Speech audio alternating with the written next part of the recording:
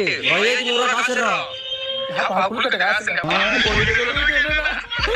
ஒரு சத்தியா தொட்டியா ஆபீஸ் கிளம்பிட்டு எனக்கு இது நினைச்சா கீழ லைட்டா தூக்கிட்டு பாருங்க என்ன பண்ணு இரு பாவன விவரிச்சு பாடல கம்ப்யூட்டர் ஏத்திக்க மாட்டானே